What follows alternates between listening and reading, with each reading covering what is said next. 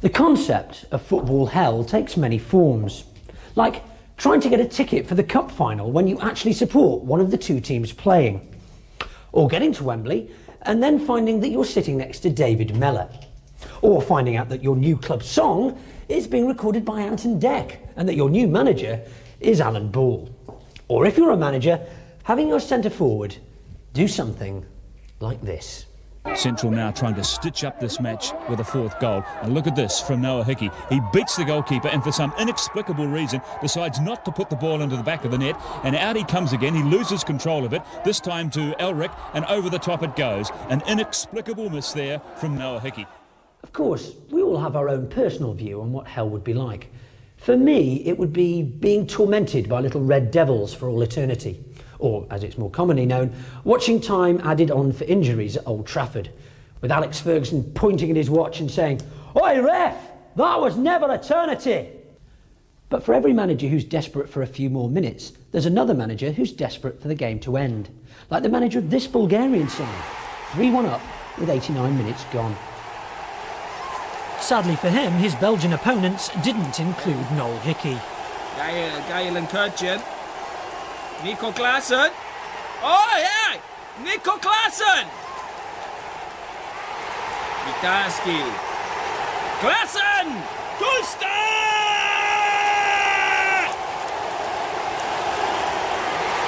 Kalenda! Oh, incroyable! Even the best players can be Noel Hickey once in a while. Archie ball played back again by Holland. Well, he can't believe it. I don't think the Spurs fans can either. Normally when they are laid on like that for Hoddle, then the goalkeepers have to watch out. This was the moment Glenn Hoddle found God. Row Z, seat 54. Alan Shearer, of course, is no Noel Hickey. Wilcox puts this in. Yule tries to reach it out to Ripley. Back in again, and a goal for Ferguson. Shearer, somehow, how did he miss that? Digby can't believe it, and I don't think Shearer can either. When Alan misses, he goes the Kevin Campbell route. This ball ended up in Nottingham. The Europeans, of course, are much more technically gifted than us.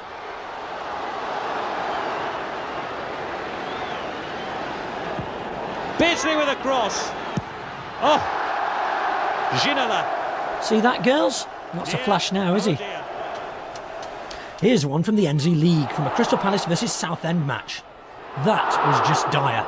Bruce dire, in fact. But don't scoff, because, you know, running and kicking at the same time's really difficult. For Bruce Dyer. It's important to remember that football is a team game. A balanced team will contain a skillful ball player, an accurate passer, and more often than not, Noel Hickey. I think the commentator sums this one up. Right over the top, now's the chance, there's a man alongside him, he should score here! Oh!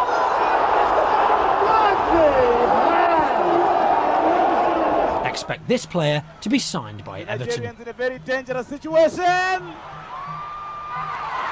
And the goalpost saves Zimbabwe with the goalkeeper totally lost there. This bloke was playing for Fiorentina in Serie A when he missed from 12 inches. You never saw Gary Lineker do that. But then he never usually played that deep. Here go Oviedo again. Spare man in the middle is a chance for Makeda's second. Maybe not. Definitely not. Noel Blake, you know, used to play for Stoke. And this is why. Hughes, chance for him to drive it in. Oh! Noel then kicks the stanchion, although obviously he was aiming for the post. Watch this Spanish centre-forward playing for Real Betis against Santander. Now we know why the Spanish are cruel to donkeys. If anyone deserves to have a firework shoved up his arse on the third Sunday after Epiphany, it's this bloke. The Dutch have played beautiful football over the years, although they have been dogged by bad luck. Still, it looks as if they finally shrugged off the loss of Marco van Basten.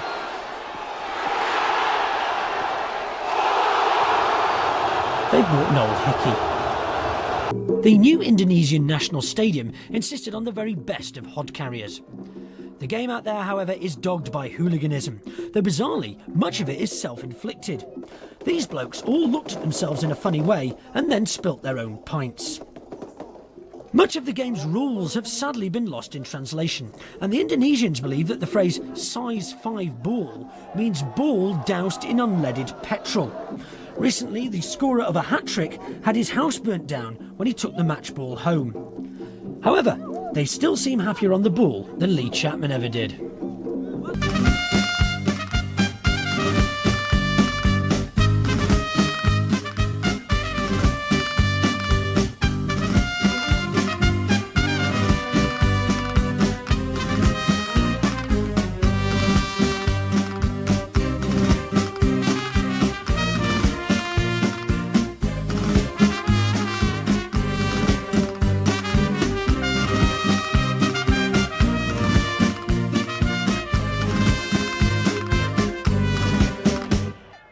If games are usually a nightmare for fans, and sometimes for players, they always are for referees.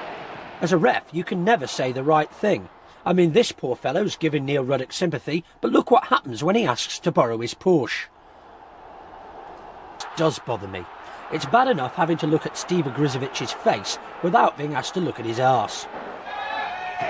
There's nothing more intimidating than the penalty shootout, especially when all the players that have gone before you have scored. And so we come back to the hero of the piece, Peter Devine of Lancaster City.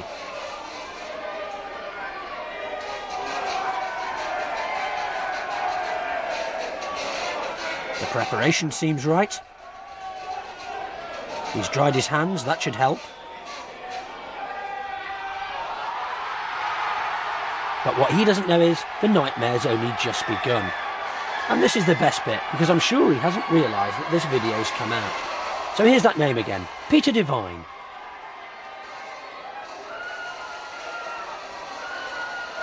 But the sight that turns keepers' minds to jelly is Paraguay stopper Jose Luis Chilavert. Despite the apparent explosion in a nearby toilet roll factory, he will score.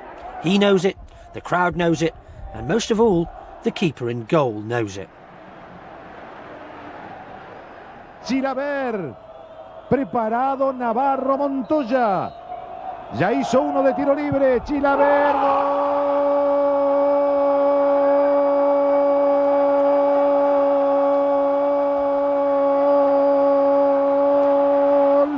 Y todas sus ganas. Pide y acomoda la barrera Navarro Montoya. Va a reacomodar Chilavert. Por ahora Boca tiene 5. Allí acomoda Chilavert. Same game, same keeper. Se viene Montoya. Boca 1, va Chilavert.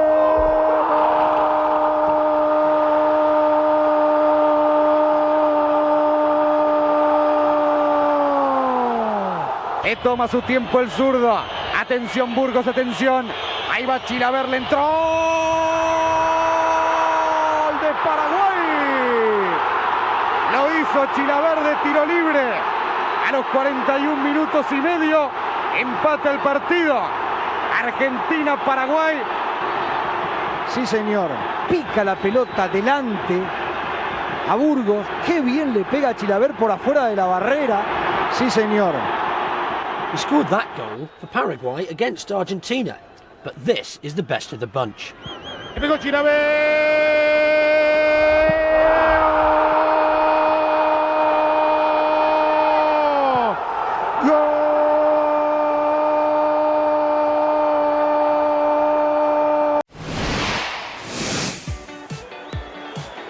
Schmeichel stays forward. League career, Peter Schmeichel halving the deficit, and even the Everton fans applaud that.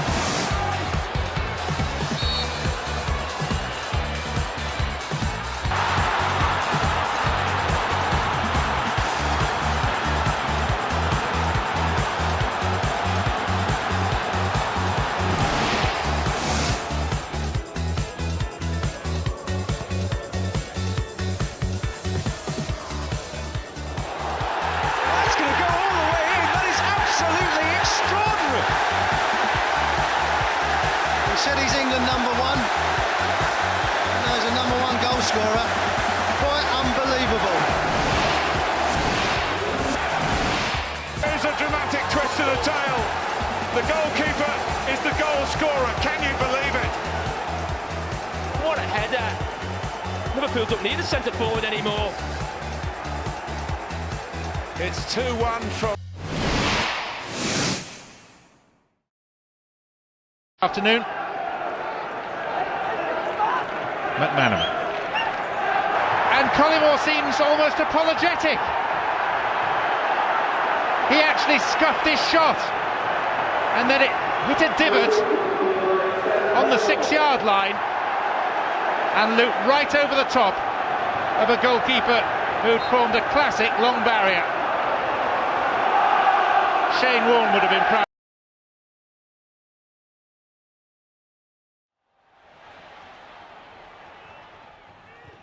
Redknapp.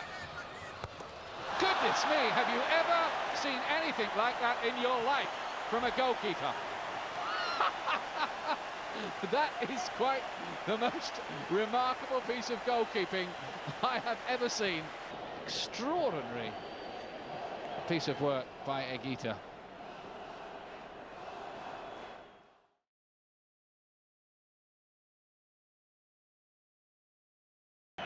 The good old English pro, of course, can play in any conditions. Springtime seems a long, long way away on a night as cold as this one. Thanks, Clive. That's really informative. That's really helped. Oh, look, it's snowing. That must be what he meant. And here's the ref changing the ball. Yeah, the big question is who has got the orange one, and everyone's signaling and all is revealed.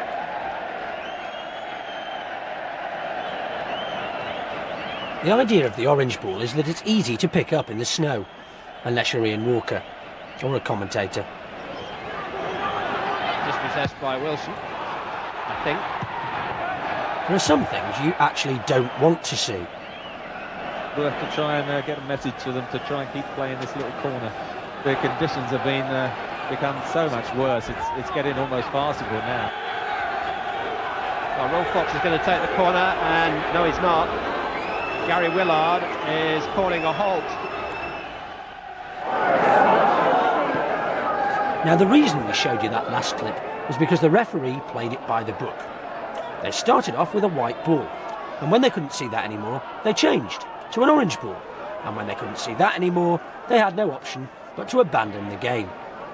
However, this is Linfield against Glentoran. They've started off with an orange ball. But where do they go from there? At half-time, the ball bursts and they have to take up Nordic dancing.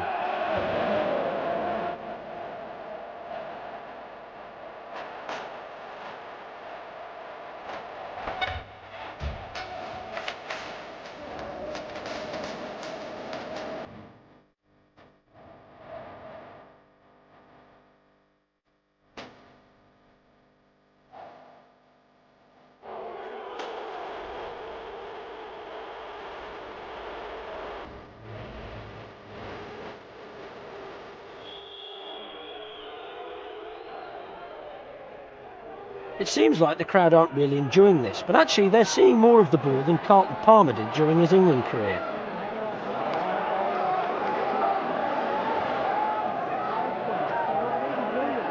Hold on, it's time for the Malmo two-step again.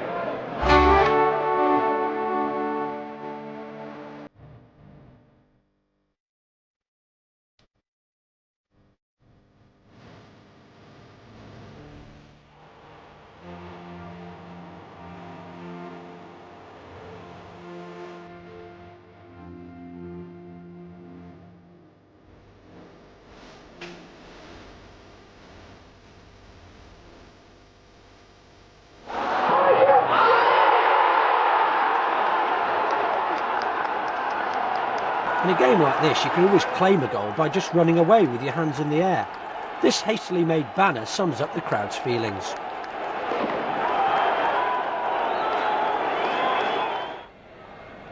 In England, we're used to fans having their ashes scattered on the pitch. In Italy, they take their football that little bit more seriously, and often bury their managers there. Not always when they're dead either. This unfortunate coach obviously didn't realise it's looked upon as bad form to beat Napoli, especially amongst the Mafia boys. Bizarre. But not as bizarre as bees in the goal. A local rent-a-kill man has assessed the situation and decided that the best course of action is to get a mad bloke to wave a scarf at them.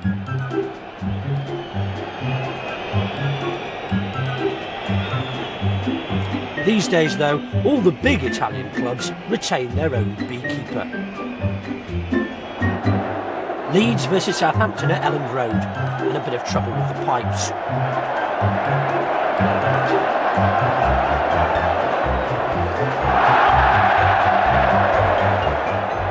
Leeds have spent a fortune this season on Lee Sharp, Lee Bowyer and an emergency plumber. Well, it was a bank holiday. And a note here to the directors of Yorkshire Water. There's some.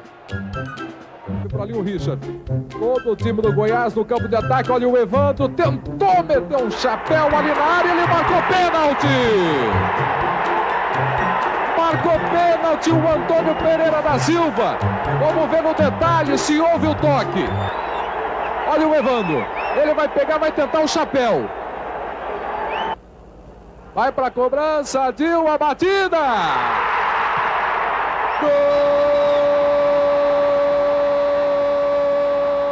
And here's the solution to the Yorkshire Water problem. Obviously somebody's put a washer on wrong somewhere and it's all come up in Brazil. Well, either that or they've got Moby Dick under the pitch.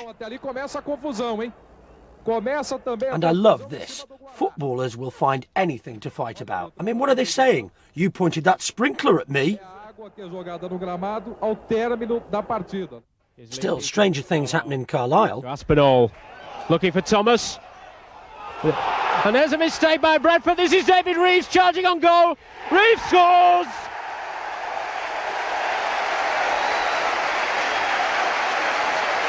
Nine minutes we've played. The defensive mistake by Bradford City.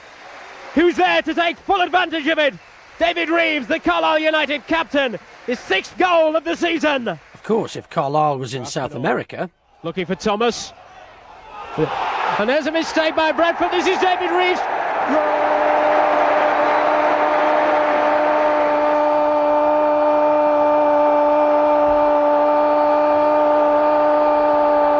Mind you, it must be difficult to keep your concentration, you know, when you're worrying about what your next hairstyle's going to be or if you're going to trip up on the Milan catwalk.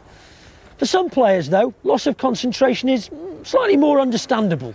Because nightmare human errors can be triggered by a variety of events.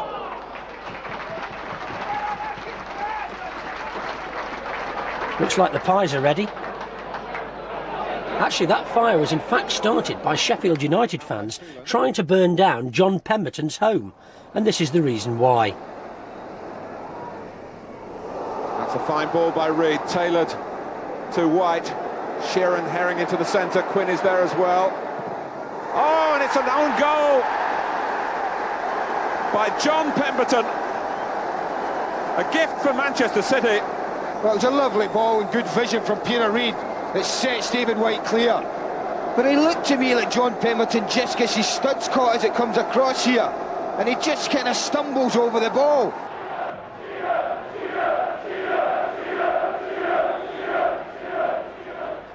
Ripley, Hendry, Crossley, Badley.